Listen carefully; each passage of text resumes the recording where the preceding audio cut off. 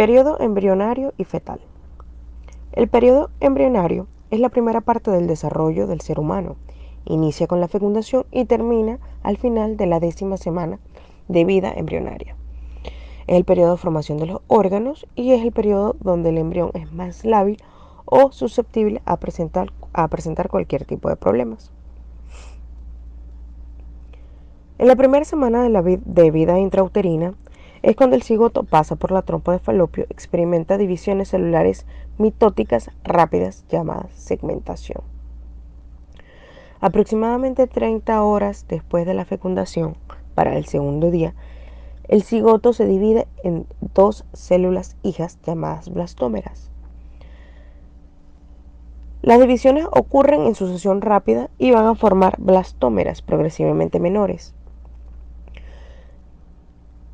A los 3 días se forma la pelota maciza de 60 o 90 células aproximadamente, llamada mórula, del latín morus, que significa mora por su similitud.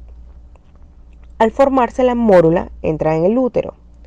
Al 4.º día de la cavidad uterina llega el líquido a la mórula por la zona pelúcida y ocupa los espacios intracelulares. Gradualmente los espacios intercelulares confluyen para formar un espacio voluminoso único llamado cavidad blastocítica, que convierte la mórula en blastocito. Al aumentar el líquido, se separan las células en 2 partes: el trofoblasto, que es la zona cavitaria, y la masa celular interna o embrioblasto, que sería la zona maciza. El trofoblasto es una capa celular externa de la cual se origina una parte de la placenta, forma las envolturas como tal del embrión. El embrioblasto, que es la zona maciza, da origen al embrión. El blastocito está libre de las secreciones uterinas unos 2 días y después pasa a la zona pelúcida. Esta se degenera y va a desaparecer. Entre el 5.º y 6.º día, el blastocito llega a la cavidad uterina y se inicia el proceso de nidación, es decir, se une al epitelio endometrial. La penetración y erosión de las células epiteliales de la mucosa uterina resultan de enzimas proteolíticas producidas por el trofoblasto. Cuando se produce el proceso de la nidación, puede aparecer un sangrado que la mujer confunde con la menstruación.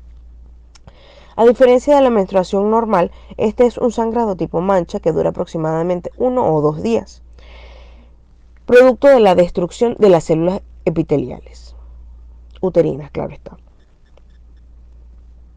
Entonces, ¿cuáles serían los eventos ocurridos en la primera semana de gestación? Tenemos que ocurre la fecundación, la formación del cigoto, la formación de la mórula y posteriormente el blastocito, el recorrido del blastocito por la trompa hasta la cavidad uterina y inicia el proceso de nidación. En la segunda semana se completa el proceso de nidación. Al continuar el proceso de nidación del blastocito, ocurren cambios morfológicos en la masa celular interna que produce el disco embrionario bilaminar. Las células del embrioblasto forman las capas germinativas ectodérmica y endodérmica, es decir, el ectodermo y el endodermo. Simultáneamente se desarrollan la cavidad amniótica, el saco vitelino, el pedículo de fijación o del cuerpo y el corio. El trofoblasto forma un disco macizo que consiste en una capa interna, el citotrofoblasto, y una zona externa, el sincitio trofoblasto. Las células de la capa ectodérmica en la capa inicial están firmemente unidas al citotrofoblasto, pero al continuar el desarrollo aparecen entre ambas capas pequeñas hendiduras que al fusionarse en el 8.º día forman la llamada cavidad amniótica. Al 9.º día aparecen lagunas, que son espacios aislados en el sincitio trofoblasto que se fusionan para formar redes lacunares y pronto son ocupadas por lo que es la sangre materna, lo cual representa el comienzo de la circulación útero-placentaria. por lo cual esta etapa de desarrollo del trofoblasto se llama periodo lacunar.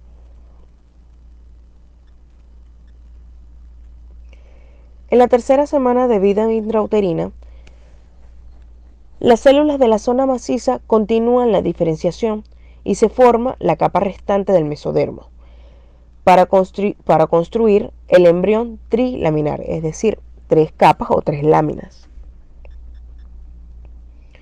Al convertirse el disco embrionario bilaminar en un embrión trilaminar, que consiste en 3 capas germinativas, ocurren cambios importantes, los cuales van a ser la línea primitiva y mesodermo intraembrionario, la neurulación. Esta inicia al final de la tercera semana, relacionado con lo que es la formación del tubo neural, la placa neural, cresta neural y los pliegues neurales.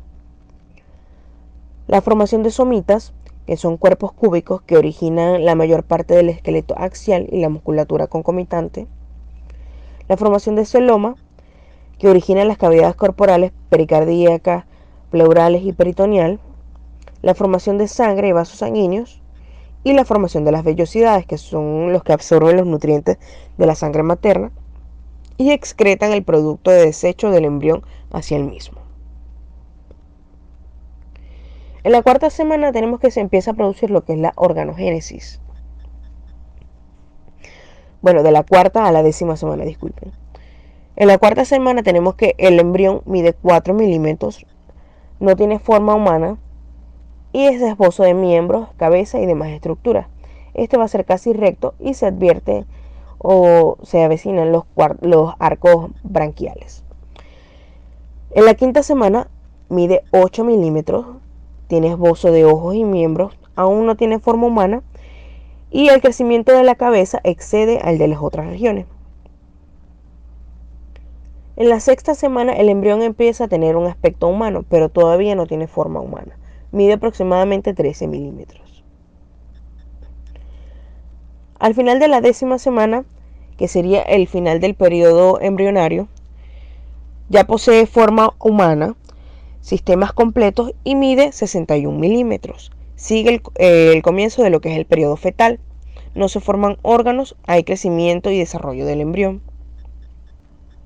Algunos autores pueden describir que existen 2 periodos, que sería la preorganogénesis y el periodo de la organogénesis. En la preorganogénesis, este va a ir desde la fecundación hasta el final de la tercera semana. Y el periodo de la organogénesis, principio de la cuarta semana hasta el final de la 10ª semana de vida intrauterina. El periodo fetal está comprendido a partir de la 11ª semana y este va a terminar cuando el producto de la concepción sale de lo que es la cavidad uterina, bien sea en la semana 38, 39 o 40 o incluso antes o después.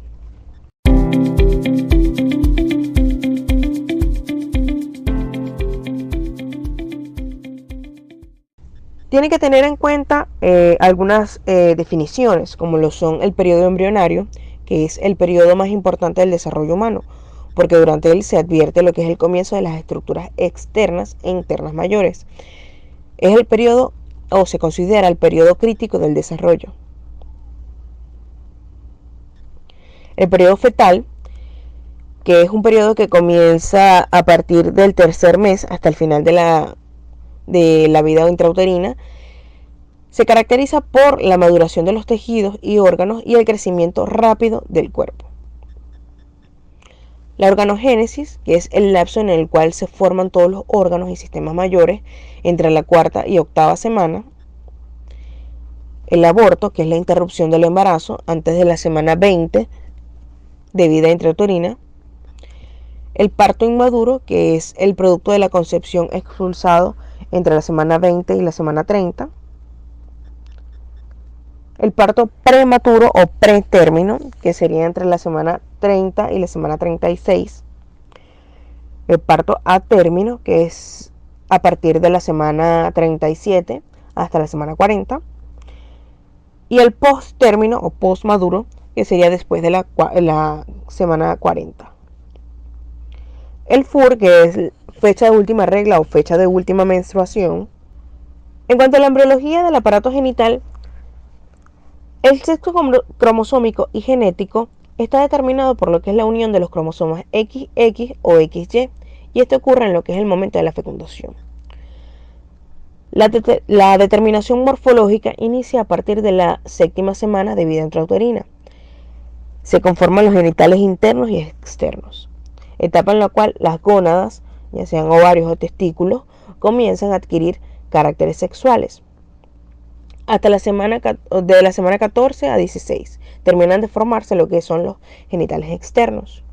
Durante la 5ª semana, las gónadas aparecen inicialmente como un par de eminencias longitudinales, lo que son los llamados pliegues o crestas gonadales. En la cavidad abdominal primitiva se forman las crestas gonadales. Estas van formadas por una capa externa, que sería la corteza, y una capa interna, que sería la médula, que se denominan gónada indiferenciada. Esta se origina del mesodermo, el mesotelio y de las células germinales primordiales.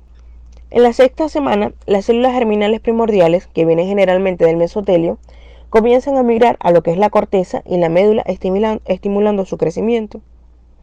En la 7ª semana va a haber una diferenciación de las gónadas en ovarios o testículos, dependiendo de lo que es la carga genética.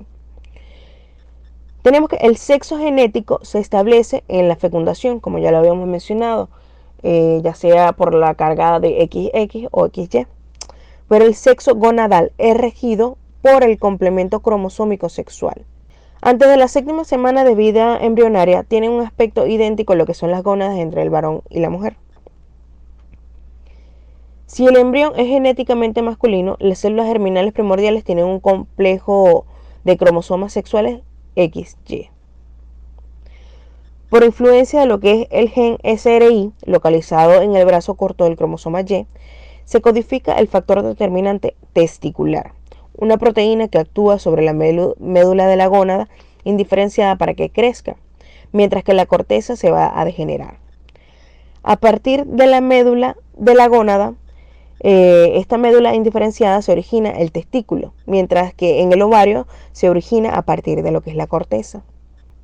En cuanto al desarrollo de las gónadas, tenemos que el desarrollo de los testículos empieza a partir de la 7ª semana. De la médula se forman los que son los cordones sexuales primarios. Estos van a originar lo que son los túbulos rectos y los túbulos seminíferos. Del mesénquima que rodea al testículo se originan lo que son las albúgineas y las células de Leydig. De la pared tubular, las células de Sertoli y las espermatogonias. De la semana 8 a la 12, los testículos siguen creciendo y desarrollándose. En cuanto al desarrollo de los ovarios, estos ocurren en la semana 16. El desarrollo sexual en la mujer es un poco más lento.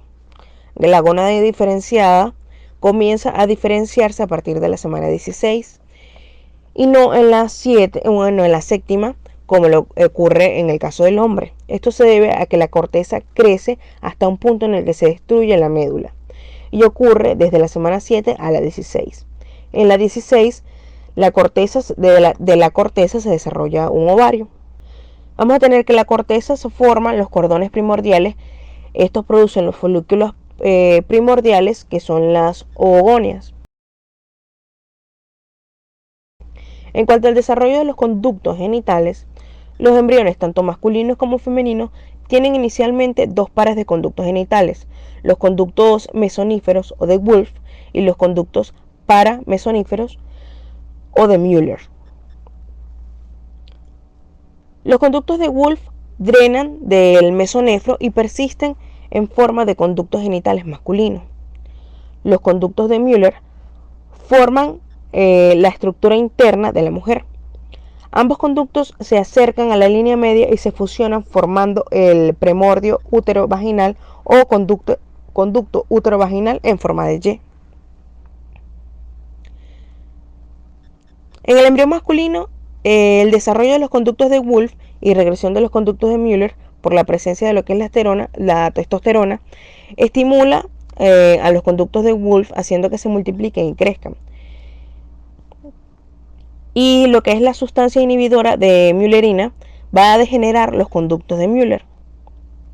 Estos van a dar origen a lo que es el epidídimo, el conducto deferente y el conducto eyaculador. En el embrión femenino desaparece el conducto de Wolff, ya que no hay testosterona para que lo estimule, y los conductos de Müller se desarrollan libremente. Esto va a dar origen a lo que es la trompa, el útero y un tercio superior de la vagina.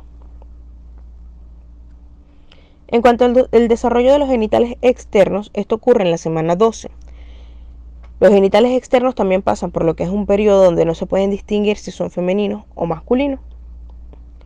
A principios de la cuarta semana aparece el tubérculo genital cranealmente en la membrana cloacal. Pronto se desarrolla a cada lado lo que es la membrana cloacal, prominencias labios-crotales, que son pliegues externos, y pliegues urogenitales, que serían los pliegues internos. Durante la semana 12 se da la diferenciación morfológica de los genitales externos según el sexo, que determina las concentraciones de testosterona. El área del tubérculo y los pliegues es rica en receptores de testosterona. En el embrión masculino, la virilización de los genitales externos indiferenciados van a depender de los andrógenos producidos por los testículos. La testosterona estimula el tubérculo genital, este va a crecer y va a formar el falo. Los pliegues urogenitales crecen y se fusionan formando el cuerpo esponjoso. Y la uretra peniana y las prominencias del labio escrotal van a crecer y se fusionan formando lo que es el escroto. En el embrión femenino, el tubérculo genital crece, pero en menor proporción que lo que es el embrión masculino, debido a que haya ausencia de la testosterona. Este origina el clítoris. Los pliegues urogenitales no fusionados van a formar los labios menores y las prominencias labioescrotales forman los labios mayores. No hay fusión entre los pliegues ni prominencias. El crecimiento es menor a lo que es el embrión masculino. Esto es todo en cuanto a la clase de hoy. En cuanto a la bibliografía recomendada, les recomiendo que lean o que busquen, si pueden o tienen, lo que es la embriología humana de Lachman y el Atlas de embriología clínica de Moore.